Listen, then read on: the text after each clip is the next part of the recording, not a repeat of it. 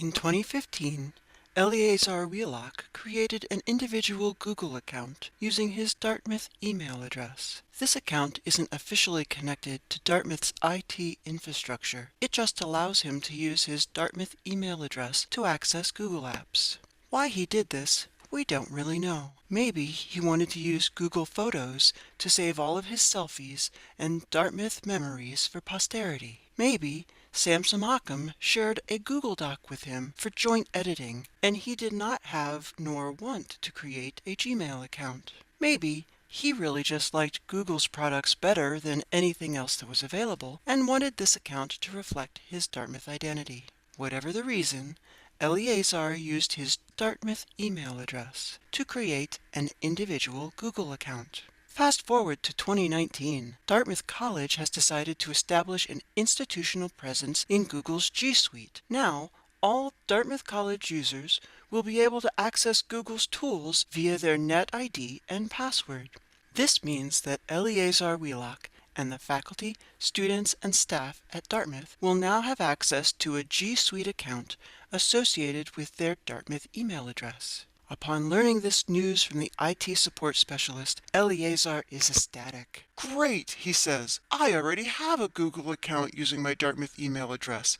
I'm all set, right? Unfortunately, says the IT support specialist, that's not quite true. The account you created is an individual account.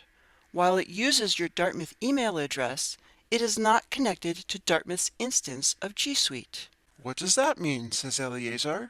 Technically, this means that you now have two conflicting accounts in Google. Your new Dartmouth G Suite account that requires you to log in with your NetID and password, and your old individual account that you log into with your Dartmouth email address and whatever password you set. Why are they conflicting, says Eleazar. Well, when Dartmouth created your official Dartmouth G Suite account using your Dartmouth email address, Google saw that there was already an account with that email address, and it flagged the individual account as a duplicate or conflicting account. Google has even gone as far as to give your individual account a temporary email address that ends with @gtempaccount.com. What does that mean, says Eleazar. Will I lose all of the files, photos, and other content I have in my individual Google account? No, but it means you will need to make some decisions. The first decision is to resolve the conflict. Puzzled, Eleazar asks the IT support specialist, how can I resolve the conflict?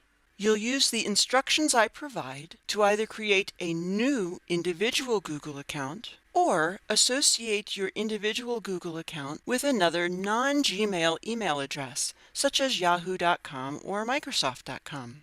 What is the second decision? Questions Eleazar.